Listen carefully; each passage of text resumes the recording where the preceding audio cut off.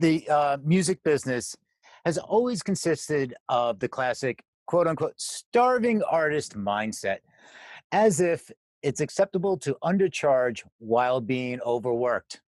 To talk about how you can stand out and charge your worth even in the face of a recession, Stephanie Carlin.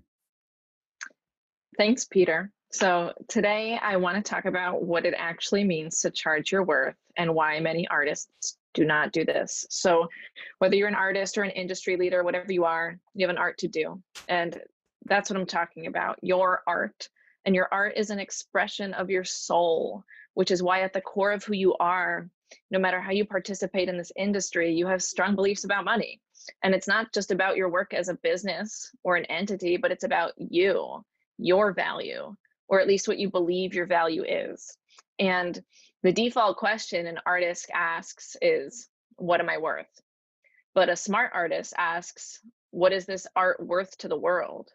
What is the value of this art's impact on people? And if you're spending weeks, months, years agonizing over your art, stuck in a holding pattern, not taking the actions with your art you truly want to take, not producing the financial results you crave, then you want to discern if that energy that's going towards creating an impact on this planet is truly about creating an impact, or if underneath it's about trying to prove yourself. Because art is an expression of your soul.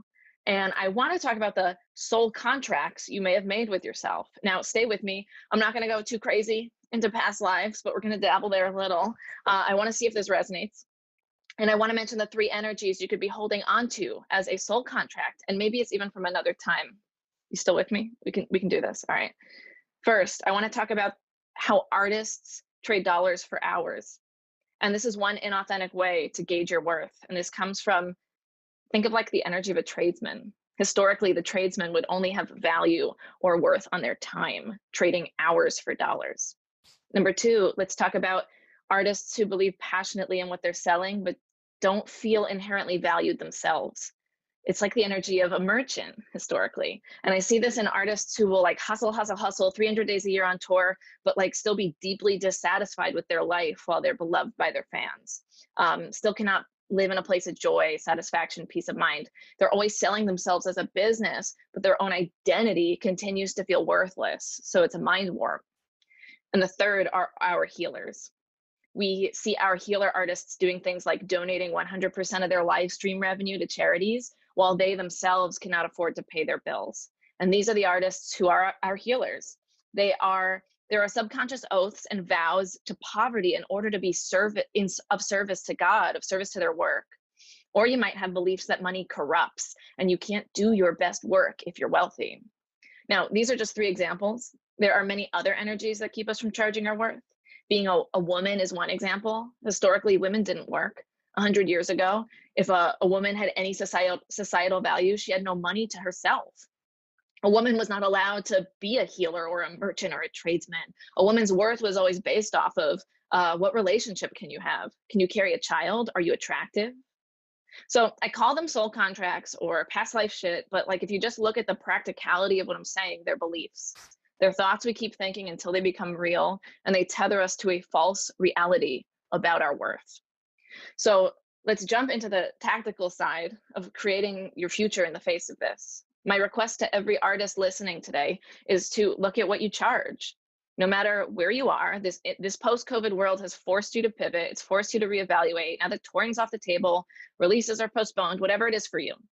Please daydream with me and ask yourself, what is one thing you can charge $3,000 for?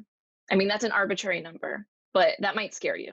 And if you're in the industry and already charging $3,000, $5,000, $7,000, my request is to daydream and double the number of your favorite package to sell. What beliefs immediately come up? Is it hard to charge that money in this industry?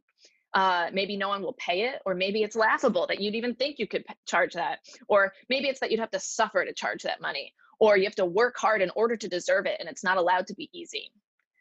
I mean, money and sex are two of the most loaded topics a human being deals with, but the money you receive is simply a currency. Attention is a currency, time is a currency, goods and services are a currency. It's a current that flows between you and another as an energetic exchange.